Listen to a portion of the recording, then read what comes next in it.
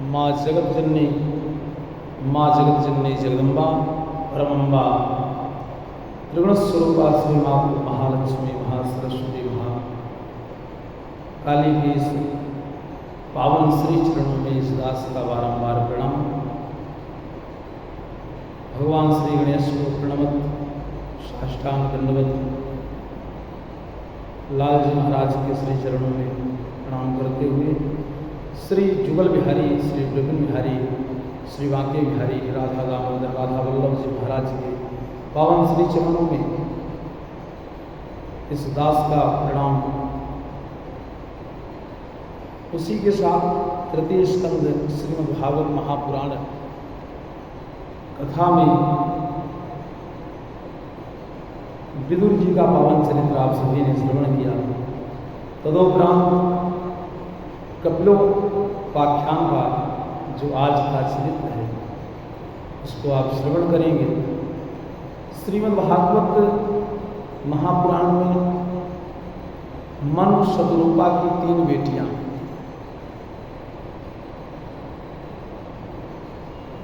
उसका वंश आप सभी ने सुना।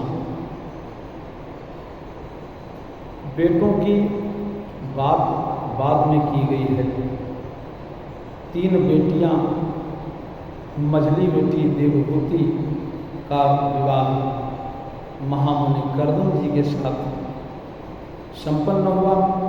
कर्दम जी ने विवाह के समय एक शर्त रखी कि एक संतान होते ही मैं विरक्त हो जाऊंगा। देवहूति ने इस शर्त को स्वीकार कर लिया। हर्षोल्लासपूर्वक विवाह संपन्न हुआ। पुत्री से विदा लेकर माता पिता जो अपनी नगरी को लौट गए, पर शादी होते ही कर्दम जी समाधि लगाकर बैठ गए। कई वर्षों तक अखंड समाधि लगी रही प्यारे। तो देवहूति अपना सारा श्रृंगार उतार कर पति की सेवा में समर्पित बनी रही। कई वर्षों के बाद जब समाधि खुली, कर्दम जी ने देवहूति को देखा। देवहूति जी को देखकर कर्दम जी को गदगद हो गए। तुष्टो अहमद तब मानवी मानदाया शुश्रूषया परमया परया च भक्त्या या देहिना मय मतीव सुहद स्वदेह नवे क्षेत्र समुचित छपितुम मदत्ते।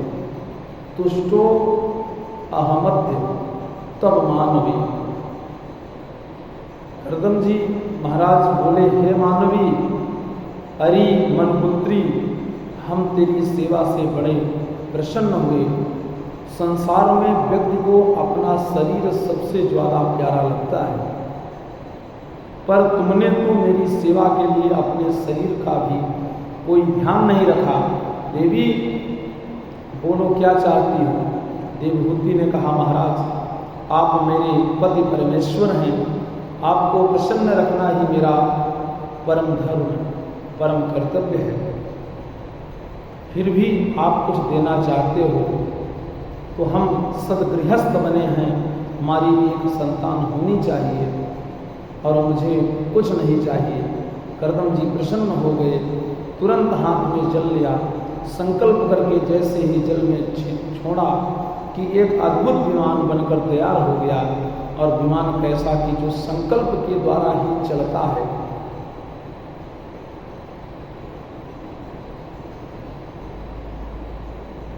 डीजल पेट्रोल के द्वारा नहीं चलता, कोई झंझट नहीं। कामना करो कि अमुक स्थान चलो, बस संकल्प किया और विमान उड़कर चल दिया।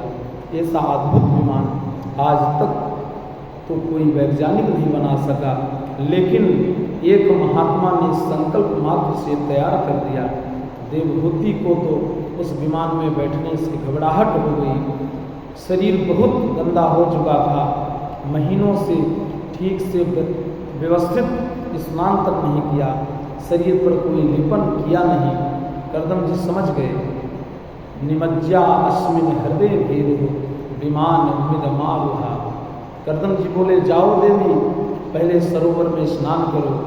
और ज्यों ही सरोवर की ओर बढ़ी कि 97 कन्या 1000 कन्याएं सरोवर में प्रकट हो गई, जिन्होंने बटन लगा लगा कर देवहूति का स्नान करवा कर श्रृंगार किया। अप्सराओं जैसा दिव्य देह चमकने लगा।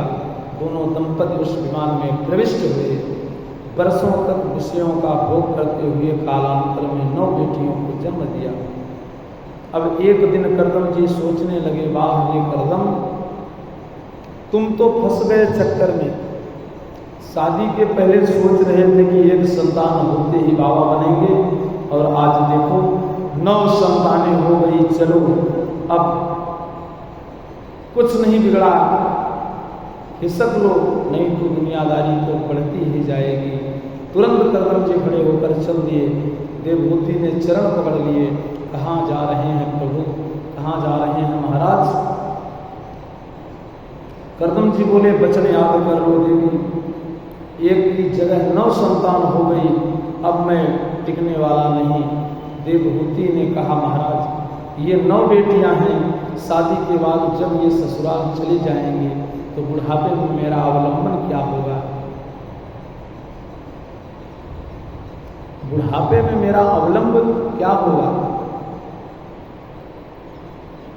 करदम जी को तुरंत याद आ गया, अरे मेरे प्रभु मुझसे बोले थे कि करदम तुम विवाह करो तो मैं तुम्हारा बेटा बनूंगा और प्रभु मेरे बेटे बनेंगे। इसी प्रलोभन में तो मैंने विवाह किया था।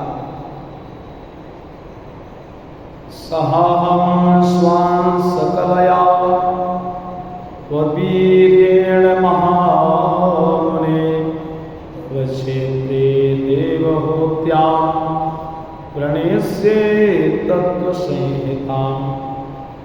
ये प्रभु ने मुझे वचन दिया है कि मैं तुम्हारा बेटा बनूंगा। भगवान का वचन मिथ्या नहीं हो सकता प्यारे। भगवान घर में ही यदि बेटा बनकर आने वाले हैं तो मैं जंगल में जाकर क्या करूंगा? करदम जी रुक गए और बोले, माखिदो राजपुत्रेभ्य मात्मानं प्रत्यनिन्दिते भगवांस्ते क्षरो गर्भ मधुरात् संप्रपश्यते। मैं तो भूल ही गया था, तू तो साक्षात नारायण की जननी बनने वाली है, बिल्कुल खेद मत कर। करदम जी रुक गए और अब की बार देवहूति गर्भवती हुई। साक्षात प्रभु ही गर्भ में पधारे। कालांतर में देवहूति के गर्भ से भगवान कपिल का रूप में प्राकट्य हुआ। बोले कपिल भगवान की जय। भगवान कपिल का प्राकट्य हुआ। कपिल भगवान के दिव्य दर्शनों के लिए स्वयं विधाता ब्रह्मा जी अपने 9 ऋषियों पुत्रों के साथ आए। करदम जी ने स्वागत करते हुए कहा, भगवान बड़ी कृपा की आपके दर्शन हुए। एक निवेदन करना चाहता हूँ, मेरे घर में 9 बेटियाँ और आपके साथ में 9 बेटा, बहुत बढ़िया जोड़ा बन जाएगा। ना आपको भटकना पड़ेगा ना मुझे। ब्रह्मा जी प्रसन्न हो गए। ब्रह्मा जी तो सृष्टि के विस्तार के लिए वैसे ही तैयार थे। तुरंत 9 बेटियों का विवाह वशिष्ठ से, ख्याति का विवाह भृगु जी से, शांति का विवाह अथर्वण जी से, क्रिया का विवाह क्रतु जी से तथा हविर्भू का विवाह पुलस्त से किया। 9 बेटियों का विवाह करके करदम जी ने विदा किया। जब बेटियां ससुराल चली गईं तो करदम जी बोले, देवी बेटियों का दायित्व पूरा हो गया, ससुराल चली गई, बेटा भी हो गया, अब मेरे सारे दायित्व पूरे हो गए, इसलिए अपने राम भी अब चलते हैं, अब नहीं टिकेंगे। तो अब की बार देवहूति जी ने रोकने का दुराग्रह नहीं किया और करदम जी चले गए। घर में कितनी भी अनुकूलता हो, परंतु चतुर्थ चरण में घर की आसक्ति छोड़ ही देना चाहिए। परिवार के लोग डांटे फटकारें तब भागें तो क्या भागें, अनुकूलता में भी विरक्ति हो, वह सच्चा वैराग्य है। परिस्थिति का वैराग्य ज्यादा टिकाऊ नहीं होता। करदम जी की अनुकूलता तो देखिए कि जिसकी देवहूति जैसी पत्नी, बेटियां अनसुईया जैसी, दामाद भृगु वशिष्ठ आदि जैसे, पुत्र कपिल जैसा, किसी मामले में कोई कमी नहीं, रहने के लिए सुविधा में कमी नहीं, खाने पीने के लिए कमी नहीं, ऐसी भी कोई बात नहीं। कामत विमान, जो कामना करो, जहाँ जाना चाहो वहीं उड़ाकर ले जाए, सब कुछ है। फिर भी करदम जी विरक्त होकर चल दिए। अब तो आश्रम में केवल 2 सदस्य, माता देवहूति और उनके पुत्र कपिल ही रह गए। एक दिन देवहूति माँ अपने पुत्र के पास आई और बोली, बेटा, अपने पुत्र के पास आई और बोली, बेटा, निर्विणान्यतरां भूमन् सदिन्द्रिय तर्षणात् येन संभाव्यमानेन प्रपन्नांध तम प्रभु। माता देवहूति पूछती हैं, हे प्रभु, संसार में जितना सुख मैंने भोगा, इतने सुख कोई स्त्री कल्पना भी नहीं कर सकती। भोगना तो दूर रहा, हर प्रकार की अनुकूलता, हर प्रकार का वैभव मायके में मैं राजकुमारी बनकर ठाठ से रही। ससुराल में भी करदम जैसे परम योगी संत पत मिले, कामत विमान में दिव्य भोगों का सेवन कराया, परंतु इतना सब पाने के बाद भी मेरी आत्मा अतृप्त है, मेरा मन अभी भी असंतुष्ट है। बेटा, आज मैं तुझे केवल अपना बेटा नहीं समझ रही, सुना है तू तो साक्षात भगवान ब्रह्म ज्ञान संपन्न है। मैं चाहती हूँ कि अपने ज्ञान का खड्ग उठाकर मेरे अज्ञान के वृक्ष के जड़ सहित नष्ट कर दो, मैं तुम्हारी शरण में हूँ। माता देवहूति अपने पुत्र से कह रही हैं कि अपने ज्ञान का खड्ग उठाकर मेरे अज्ञान के वृक्ष को जड़ सहित नष्ट कर दो, मैं तुम्हारी शरण में हूँ।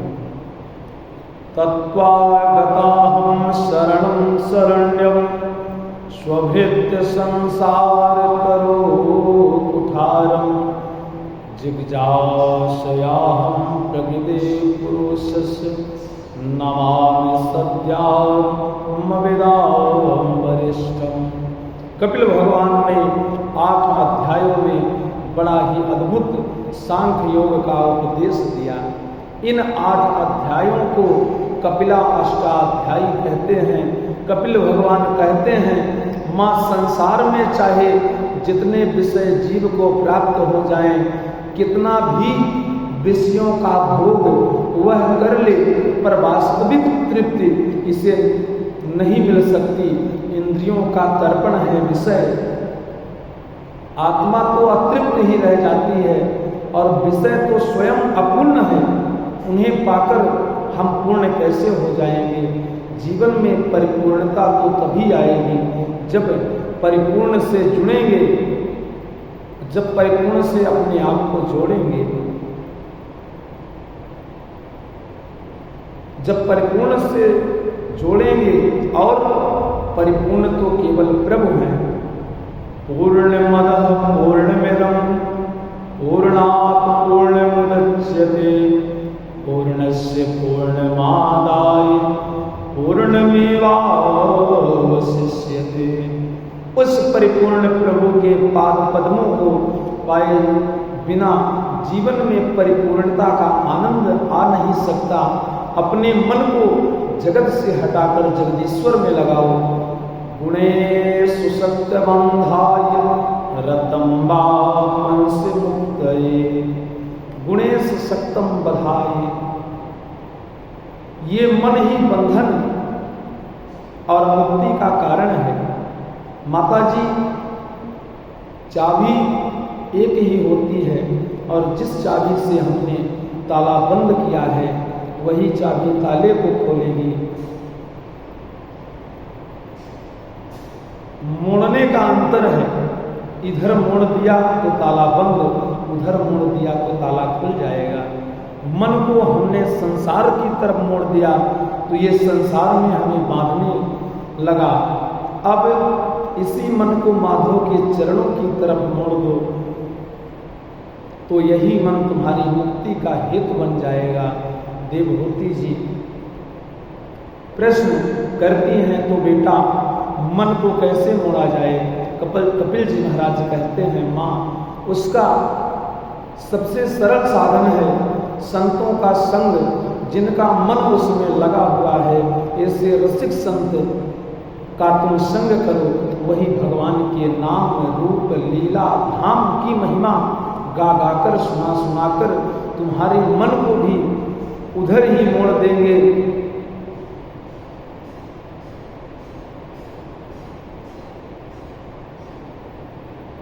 क्योंकि बीड़ी पीने वाले के संग में रहो, वह भी तुम्हें बीड़ी पीना सिखा ही देगा। तंबाकू वाले के संग में ज्यादा रहो तो किसी न किसी दिन आपको भी चखा देगा। जब ये दुर्व्यसनी लोग अपने अपने संग वालों को उसी व्यसन का रसिक बना देते हैं, तो जो भगवत रसिक हैं प्यारे, उस दिव्य रस में सर्वदा निमग्न रहने वाले रसिक हैं, उनका संग करोगे तो क्या वह तुम्हें उधर नहीं लाएंगे? अवश्य लगा देंगे। देवहूति जी प्रश्न करती हैं, अच्छा बेटा तो कैसे पता चले कि ये भगवत रसिक हैं? साधु की पहचान क्या है? किसका संग करें? साधु कैसा होना चाहिए? कपिल भगवान कहते हैं, साधुओं के 5 लक्षण हैं। तितिक्षवः कारुणिकाः सुहृद सर्वदेहिनां अजात शत्रुवः शान्ताः साधवः साधुभूषणः। तितिक्षवः कारुणिका सुहृद सर्वदेहिनां, ये साधुओं के आभूषण हैं। तितिक्षव बड़े सहनशील होते हैं। द्वंद्वों को सहन करना ही तितिक्षा है। माला पहना दो तो बहुत ज्यादा गदगद नहीं, और धक्का मारकर भगा दो तो मुंह लटका कर बैठते नहीं। उनके लिए दोनों बराबर है, क्योंकि वह आत्मस्थ अपने में स्थित है, इसलिए स्वस्थ है। हम लोग अस्वस्थ हैं क्योंकि बाहर स्थित हैं, स्व में स्थित नहीं है। संत सारे द्वंद्वों को समान रूप से स्वीकार कर लेता है। संत यदि कदाचित जीवन में दुखी होवे तो अपने कारणों से नहीं, अपितु दूसरों को दुखी देखकर दुखी होता है, क्योंकि उसमें करुणा बहुत होती है। कारुणिका। तीसरी बात, सुहृद सर्वदेहिना, जितने भी देहधारी हैं सभी को अपना सुहृद मानता है। उसे संसार में कोई दूसरा नजर ही नहीं आता, इसलिए अजात शत्रु, वह अजात शत्रु होता है। निज प्रभु में देखहि जगत के हिसन करहि विरोध। जो सब में अपने प्यारे का दर्शन करेगा तो अब बैर करे तो किससे करे? ये सारा शरीर हमारा है। इस शरीर में अनेक अंग हैं, आँख, नाक, दांत, जीभ, अधर, ओष्ठ आदि आदि, और इन सबको मिलाकर हमारा शरीर एक है। ये ज्ञान हमें सहज है कि सारे अंग हमारे हैं। अब इसी शरीर में कभी कभी भोजन करते समय हमारे दांतों से जीभ कट जाती है, तो क्या हम इन्हें अलग मानते हैं? यदि अलग मानते तो दांतों पर क्रोध जरूर आता प्यारे। क्यों रे दुष्ट, तुम इतने क्रूर हो, 32 मिलाकर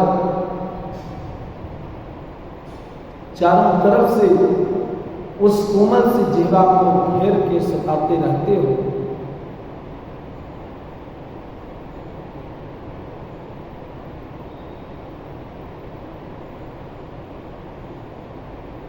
यानी क्या कह रहे हैं कि 32 दांत होते हुए भी 32 मिलकर चारों तरफ से उस कोमल से जिह्वा को घेर के सताते रहते हो, इतना कष्ट उस बेचारी जिह्वा को दिया।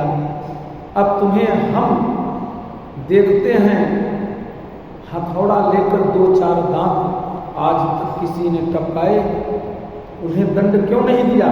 अरे भाई, किसी का निर्बल पर कोई अत्याचार करे और आप समर्थ हो तो क्या उसे दंड नहीं दोगे?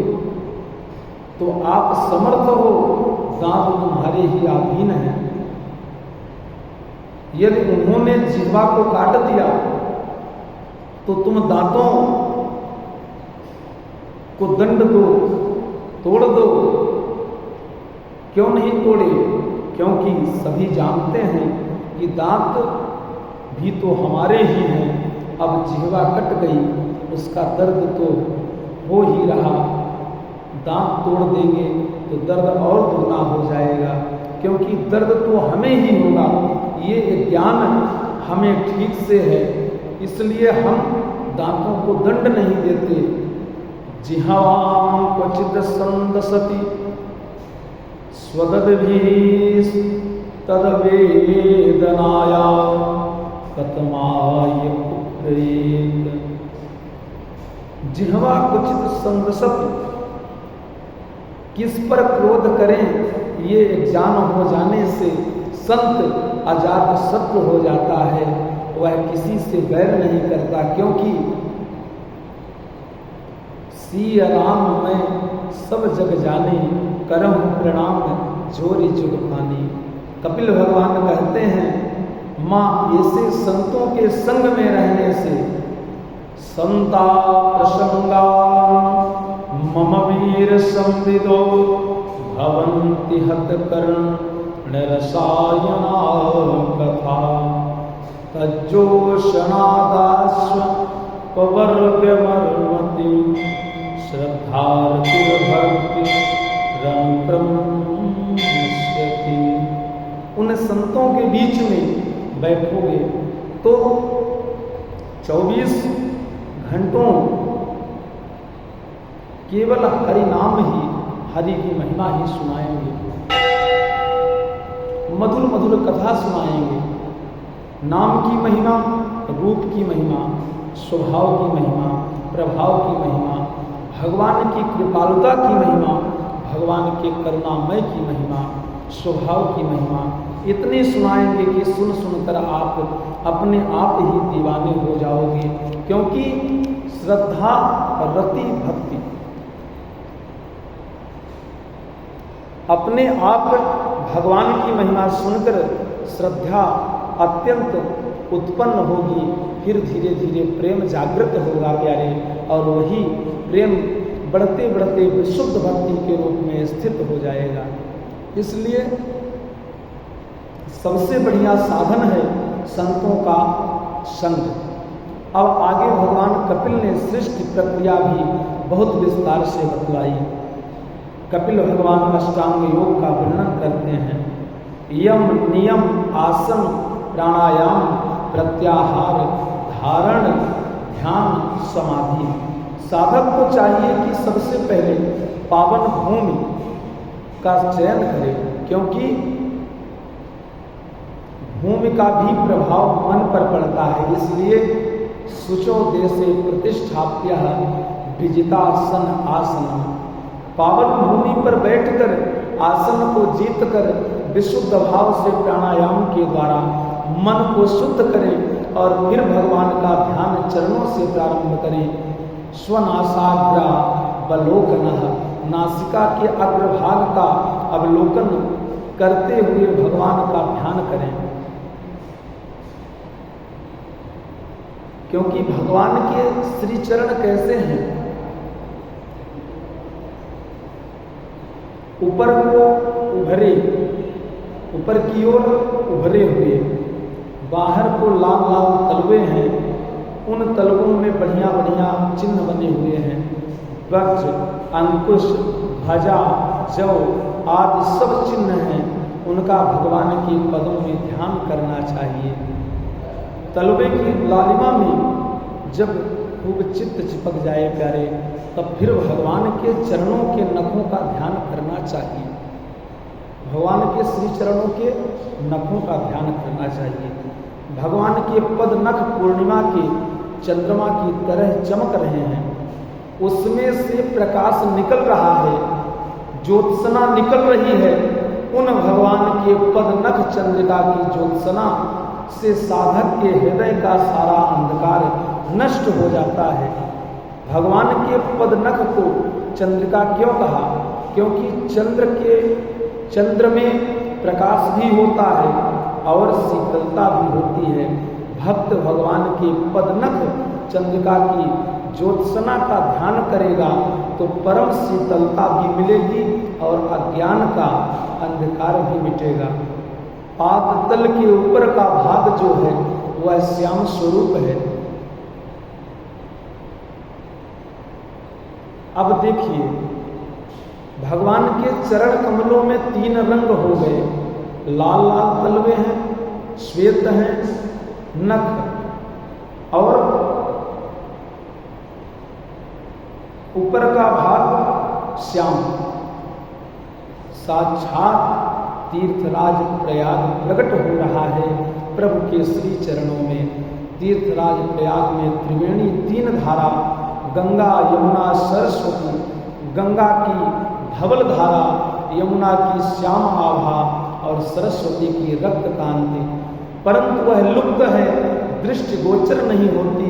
ऐसे ही हमारे प्रभु खड़े हुए हैं, इसलिए सरस्वती जी का जो लाल कांति तलवों की है वह ढकी हुई है, छुपी हुई है।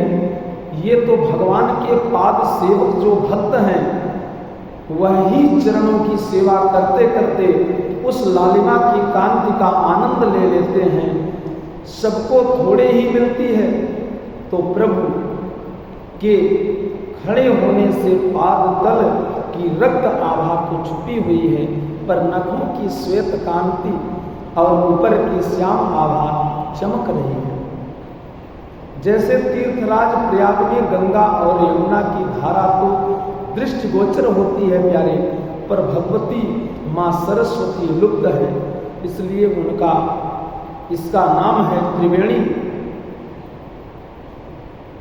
माताएं जो केस गूंथती हैं उसे संस्कृत में बेणी कहते हैं, पर आपने देखा होगा कि माताएं जब केस संवारती हैं तो अपने केसों के 3 भाग करती हैं और 3 भाग करके गूंथना जब प्रारंभ करती हैं तो आपको 2 ही धाराएं नजर आएंगी, तीसरी का पता नहीं चलेगा। केस 3 भागों में बांटे जाते हैं, पर गूंथते समय 2 ही दिखते हैं, तीसरा उसी में लुप्त है, इसलिए यह भी त्रिवेणी है। धारा 3 पर दिखेगी 2, तीसरी उसी में लुप्त है। भगवान के ऐसे सुंदर चरण कमलों में चित्त लगाने के बाद फिर एक एक करके ऊपर के अंगों का ध्यान करें, घुटनों का, जंघाओं का, नाभि का, हृदय का, हृदय में श्री वत्स के चिन्ह का, कंठ में कौस्तुभ मणि का, 4 भुजाओं में शंख चक्र गदा व पद्म का ध्यान करने के पश्चात तब भगवान के श्री मुख कमल का ध्यान करें। भगवान के प्रत्येक अंग प्रायः कमल से उपमा दिए जाते हैं। शंका कहाँ पैदा होती है? भगवान के प्रत्येक अंग को प्रायः कमल की उपमा क्यों दी जाती है? इसका समाधान ये है, क्योंकि इस सृष्टि में सब पदार्थ ब्रह्मा जी के बनाए हुए हैं, पर कमल ब्रह्मा जी ने नहीं बनाया। ब्रह्मा जी स्वयं कमल से ही पैदा हुए, तो भगवान के सभी अंगों की उपमा प्रायः कमल से ही की जाती है। क्योंकि श्री रामचंद्र कृपालु भज मन हरण भव भय दारुणम नभ कंज लोचन कंज मुख कर कंज पद कंजारुणम। नभ कंज लोचन कंज मुख कर कंज पद कंजारुण। सभी अंगों को कमल की उपमा दी गई है। भगवान के मुख कमल की कांति का ध्यान करते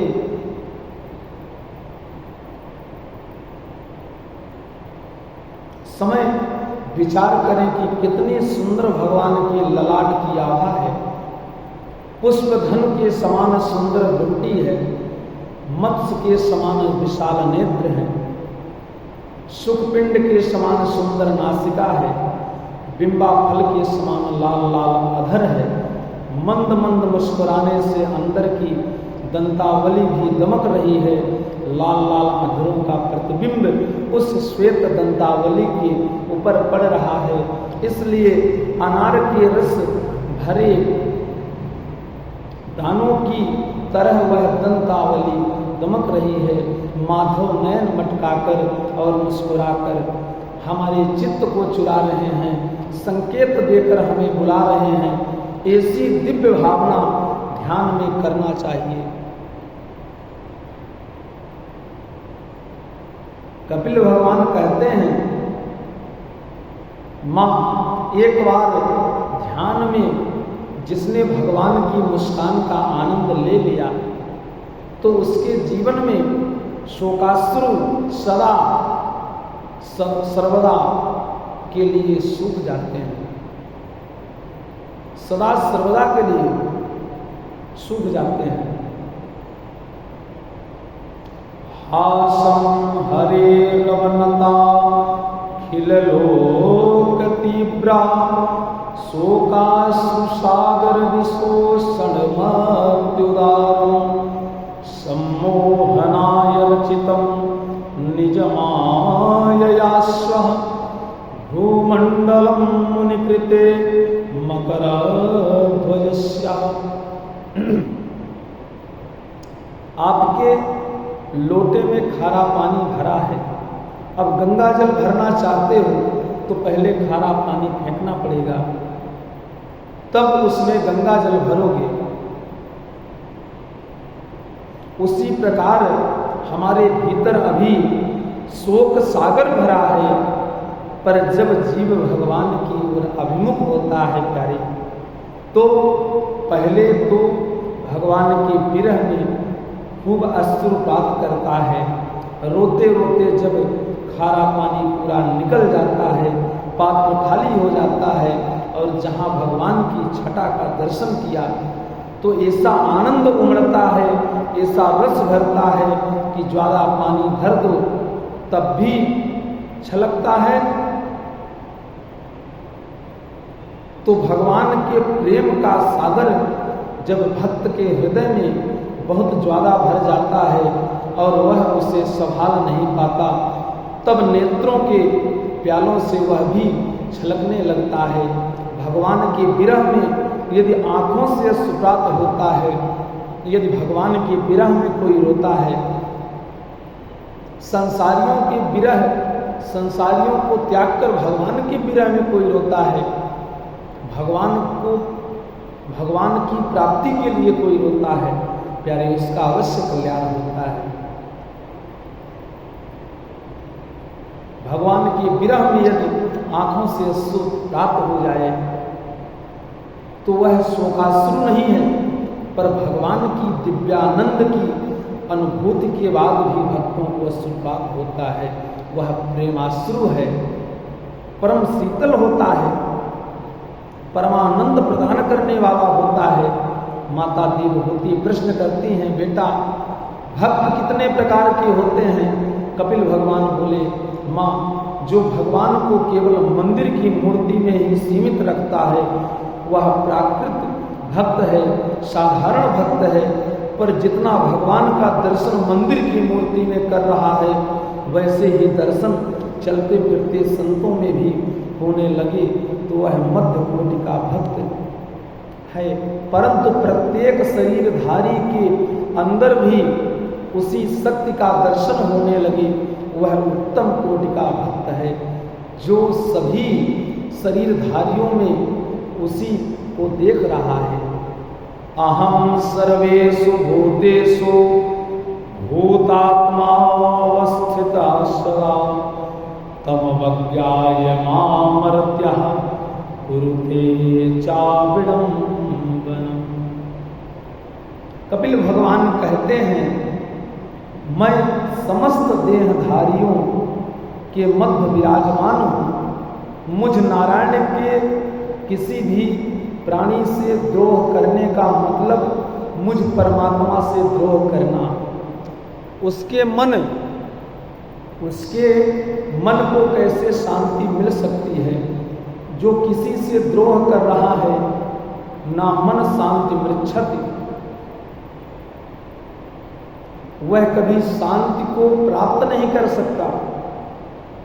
पर एक चौथा भक्त जो बतलाया है, जो दिन रात भगवान को सब में देखता हुआ प्रभु का चिंतन तो करता है, उपासना भी खूब करता है, परंतु प्रभु से कभी कुछ मांगता नहीं, वह निष्काम भक्त है। अरे मांगना तो फिर दूर है, परमात्मा स्वयं प्रकट होकर कहें कि मेरी प्रसन्नता के लिए भी मांगो। तेरी इच्छा यदि लेने की नहीं है तो मेरी तरफ से मेरी इच्छा के लिए तू ले ले। पर दीयमानम न गृह्णन्ति बिना मद सेवनम जनाः।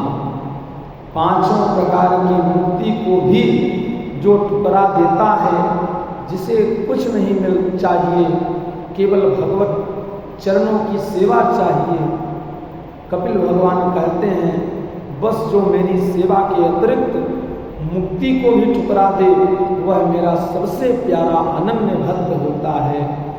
उसके समान मुझे जगत में और कोई प्यारा नहीं। ऐसे भक्तों की महिमा में 11 स्कंध में भगवान उद्धव से कहते हैं, ना तथा में प्रियतम आत्मयोनिर्शंकरः न च संकर्षणो न श्रीनैवात्मा च यथा भवम्। भगवान उद्धव से कहते हैं, हे प्यारे उद्धव, तेरे जैसे भक्त मुझे जितने प्यारे लगते हैं, उतने तो मेरे ही जो सगे बेटे ब्रह्मा जी हैं, वह आत्मयोनि ब्रह्मा भी मुझे उतने प्यारे नहीं लगते, न शंकर बाबा इतने प्यारे लगते, बड़े भैया बलराम जी भी मुझे इतने प्यारे नहीं लगते। फिर भगवान कहते हैं कि मेरी अर्धांगिनी लक्ष्मी भी मुझे उतनी प्यारी नहीं। और अंत में कहते हैं, न मुझे अपना ये कृष्ण रूप इतना प्रिय लगता जितना कि तुम जैसे प्यारे भक्त मुझे प्रिय लगते हैं। इतनी प्रशंसा प्रभु ने भक्त की।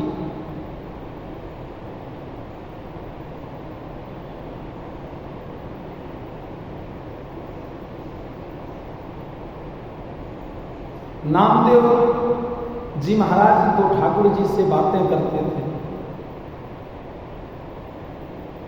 बड़ी सुंदर कथा है, लेकिन निरपेक्षम मुनि शांतम निवैरम समदर्शनम अनुप्रजाम्यहम नित्यम पूयेत घृण्य। यानी भगवान कहते हैं जो निरपेक्ष है,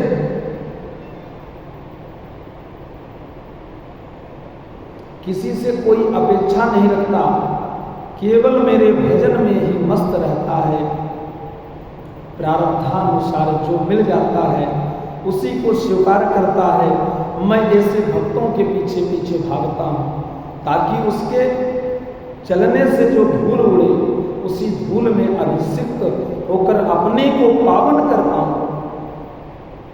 उसके चरणों की रेणु से मैं अपने को पावन करता रहूं। इतनी महिमा भक्तों की भगवान ने गाई।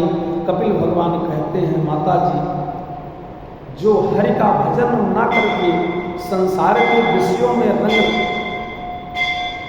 मस्त रहते हैं, ऐसे विषयासक्त संसारी जीव का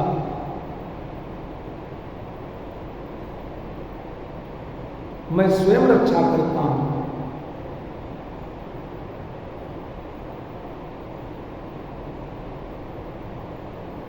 भगवान कपिल कहते हैं माता जी जो हरि का भजन ना करके संसार के विषयों में रंगे रहते हैं, ऐसे विषयासक्त संसारी जीवों को लेने के लिए यमदूत आते हैं, घोर कष्ट प्रदान कराते हैं। ये संसार एक दुख तंत्र है। गृहेषु कूट धर्मेषु दुखतंत्रे स्वतंत्रता कुर्वन्तो प्रतीकारं सुखवन्य मन्यते गृही। संसार का प्राणी जानता ही नहीं कि सुख किसे कहते हैं। वह दुख के निराकरण को ही सुख की संज्ञा दे देता है। कोई सिर पर भार लिए जा रहा है, बोझ से दबा जा रहा है, इतने में वृक्ष की छाह दिखाई पड़ी तो भार उतार कर उसने रख दिया, और ठंडी हवा चली तो प्रसन्न होकर बोला, वाह आनंद आ गया। अरे आनंद तो था ही, आनंद किसका आ गया? जो भार तुमने अपने कंधे पर रखा था वह भार तुमने दूर कर दिया, तो दुख का निवारण हुआ प्यारे कि नहीं? उस भार से निवृत्ति मिली, पर उस भार की मुक्ति को ही वह आनंद का नाम देता है।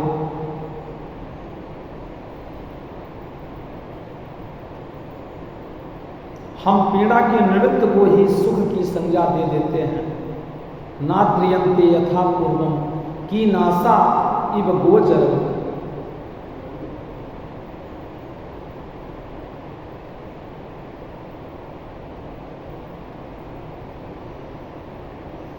जीव की आसक्ति परिजनों से छूटती नहीं। दिन रात गाली देने वालों में ही उसकी प्रीति और आसक्ति रहती है, होती है। अंत में जब यम के दूत आते हैं सो जहां पकड़ कर ले जाने लगने की डर के मारे मलमूत्र त्याग देता है। सकन मूत्रम विमुंचति, फिर भी बलात् पकड़ कर उसे 99,000 योजन दूर घसीट कर नरकों में डाल देते हैं। वर्षों तक भयंकर नारकीय कष्ट भोगता है, फिर माँ के गर्भ में आ जाता है। 9 माह पर्यंत माँ के गर्भ में भी भयंकर कष्ट भोगता है। एक एक करके फिर दिन गिनता हुआ बाहर निकलने की प्रतीक्षा करता है। प्रभु से प्रार्थना करता है, प्रभु इस बार इस नरक से बाहर निकाल लो। सौगंध खाता हूँ दोबारा इस संसार के चक्कर में नहीं पड़ूंगा, बस एक बार छुटकारा मिल जाए।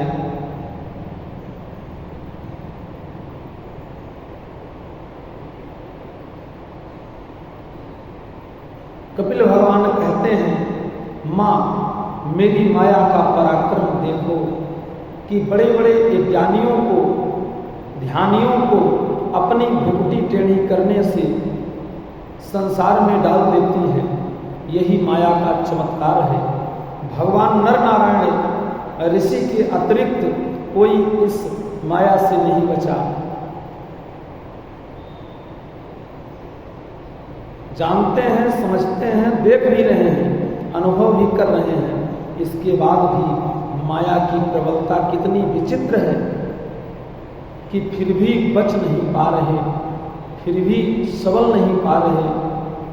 चलचित्र देखते देखते ये मालूम है कि हम चलचित्र देखने ही आए हैं। दृष्टा को पता है, फिर भी उस में हम इतने तन्मय हो जाते हैं कि यदि अभिनेता पर संकट आ जाए, वह बेचारा वियोग की आग में जल रहा हो, रो रहा हो, तो दर्शकों की आंखों में भी आंसू आ ही जाते हैं। जबकि ये भी मालूम है कि ये सब काल्पनिक है, सच्चाई नहीं है।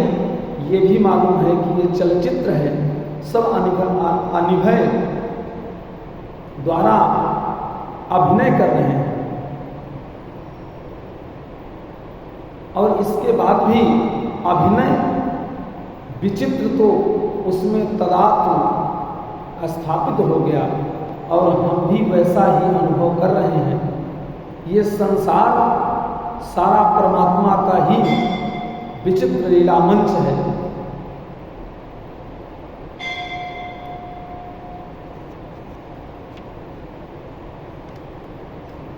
उमा दारू जोशित की नाई, सब ही नचावत राम गोसनाई।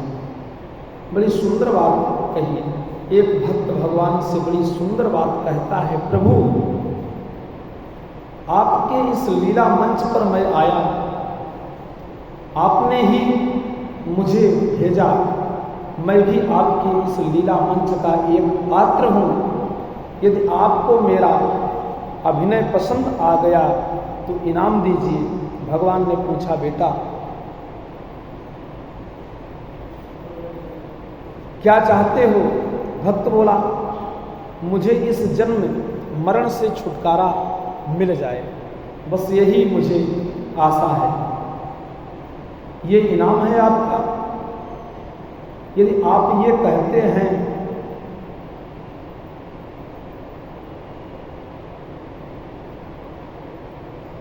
कि नहीं, तुमने अच्छा अभिनय नहीं किया, हमें पसंद नहीं आया, तो मुझे वचन दीजिए, यदि मेरी इस प्रिय अभिनय आपको पसंद नहीं है तो इस रंगमंच पर दोबारा कभी मत भेजना, यानी इस शरीर को धरा पर कभी मत भेजना।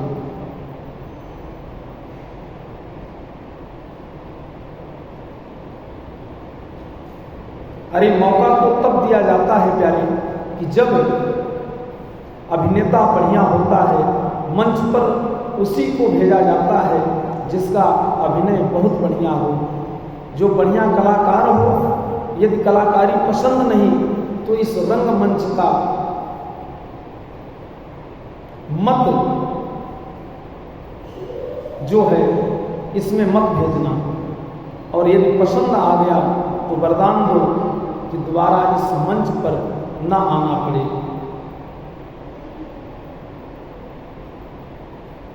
पुनरपि जननम पुनरपि मरणम पुनरपि जननी जठरे शयनम।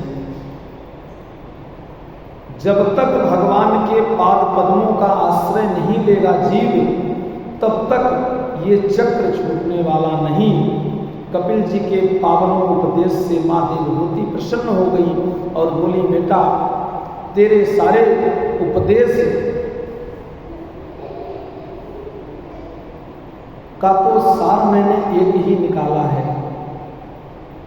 अहो बत सुपचो तुगरिया यज्जिह्वाग्रे वर्तते नाम तुभ्यम हे पुस्तपशे जुहु शिवनराया ब्रह्मचारुगृह्णन्ति। अहो बत स्वपचो तो गरियान। माता देवहूति कहती हैं, यदि कोई चांडाल भी हो पर वह भी भगवान के नाम का आश्रय लिया है, जिसकी वाणी में सतत भगवान का स्मरण होता रहता है, मेरे लिए तो वह चांडाल भी श्रेष्ठ है। जो नाम का आश्रय लेकर अपना ही नहीं अपने कुटुंब का कल्याण करने में समर्थ हो जाएगा, दूसरी ओर भले ही कितना भी तपस्वी हो, तेजस्वी हो, ब्राह्मण ही क्यों न हो, परंतु भगवत पादारविंद से विमुख हो, तो केवल ब्राह्मणत्व का नहीं अभिमान लिए बैठा रहेगा, तपस्या का अभिमान लिए बैठा रहेगा, कल्याण करने में समर्थ नहीं हो पाएगा। क्षेमम ना विदन्ति विना एदर्पणम तस्मै सुभद्र सर्वसे नमो नमः। ऐसा कहकर के देवहूति ध्यान मग्न बैठ गई। माता देवहूति को प्रणाम करके कपिल भगवान चल पड़े। देवहूति माँ का देह तो प्रेम में पुलकित होकर पिघल गया और माता देवहूति जल रूप में परिणत हो गई और कपिल भगवान आकर सागर में विराजमान हो गए। सागर ने स्वागत किया और सागर के बीच आसन लगाकर कपिल भगवान बैठ गए, जिसे हम गंगा सागर कहते हैं। आज भी मकर संक्रांति पर्व पर सभी भक्त कपिल भगवान का दर्शन करने गंगा सागर जाते हैं। इस प्रकार से देवहूति माँ को श्रीमद् भागवत संहिता के तृतीय स्कंद में भगवान कपिल ने उपदेश दिया। नाम संकीर्तन ही कपिल भगवान के द्वारा अपने उपदेश का सार निरूपित किया। इसलिए हम भी सब मिलकर भगवान की नाम की नौका में बैठ जाएं और इस भव सागर को सहजता से पार कर लें। तत्पश्चात इस पावन संहिता के चतुर्थ स्कंद में प्यारे प्रवेश करेंगे। श्रीमन्नारायण नारायण नारायण, श्रीमन्नारायण नारायण नारायण, लक्ष्मी नारायण नारायण नारायण, श्रीमन्नारायण नारायण नारायण, गोविंद नारायण नारायण नारायण। बोले लक्ष्मी नारायण भगवान की जय। श्रीमद् भागवत महापुराण की